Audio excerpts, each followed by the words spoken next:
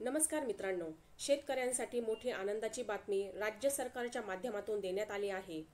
नुकसान भरपाईचे जे काही पैसे आहेत ते आता शेतकरी बांधवांच्या खात्यावरती जमा होण्यास सुरुवात झालेली आहे। कोणकोणत्या जिल्ह्यातील शेतकऱ्यांच्या खात्यावरती रक्कम वितरित केली जाणार आहे, कोण कोण लाभार्थी आहेत, याबद्दलची पूर्ण माहिती आपण आजच्या या व्हिडिओमध्ये सविस्तर बघणार आहोत। तर व्हिडिओ शेवटपर्यंत नक्की बघा। चला तर सुरू करूयात आजचा हा व्हिडिओ।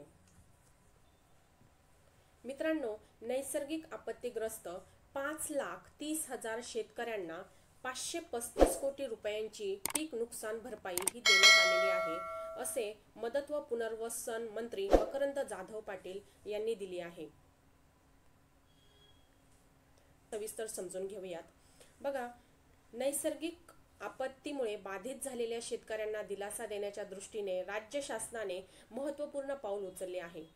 या अंतर्गत 5,30,045 शेतकऱ्यांना 535 कोटी 65,74,893 रुपयांची मदत वितरित करण्यात आलेली आहे।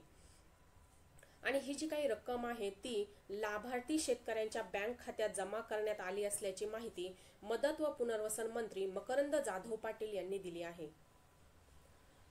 नैसर्गिक आपत्तींमुळे बाधित झालेल्या शेतकऱ्यांना दिलासा देण्यास शासन नेहमीच प्राधान्य देत असून विविध नैसर्गिक आपत्तींमुळे बाधित झालेल्या शेती पीक नुकसानीपोटी मार्च 2023 पासून 9,307 कोटी रुपये इतकी रक्कम डीबीटी द्वारे शेतकऱ्यांच्या आधार संलग्न बँक खात्यांमध्ये थेट जमा करण्यात आलेली आहे, अशी माहिती मकरंद जाधव पाटील यांनी दिलेली आहे। तसेच विभागाने शेतकऱ्यांचे ई-केवायसी त्वरित पूर्ण करण्यासाठी विशेष मोहीम राबवलेली आहे। त्यामुळे प्रलंबित प्रकरणांची पडताळणी जलद गतीने पूर्ण करण्यात आली, अशीही माहिती मंत्री श्री जाधव पाटील यांनी दिली आहे।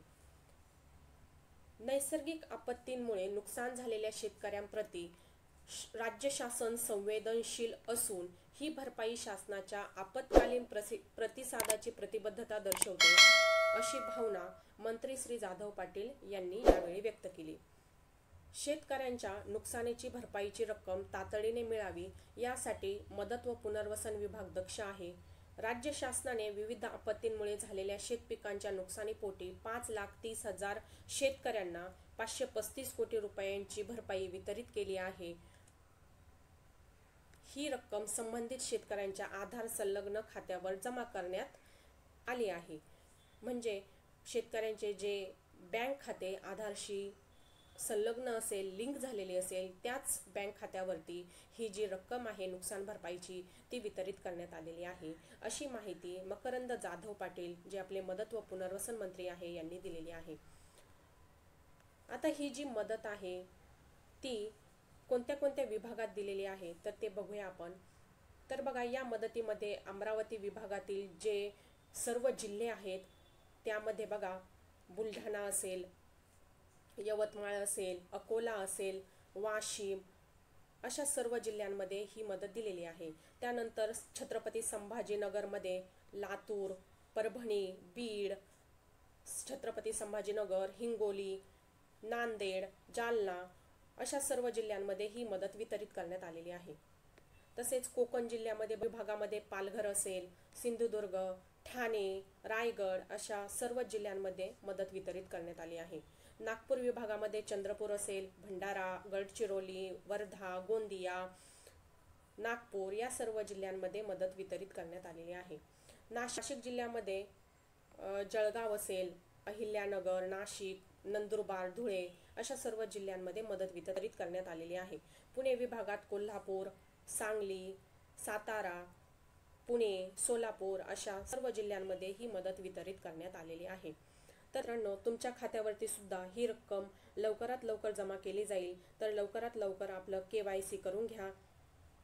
केवायसी केल्यानंतर तात्काळ तुमच्या खात्यावरती ही रक्कम येणार आहे। तर महत्त्वपूर्ण हा व्हिडिओ होता।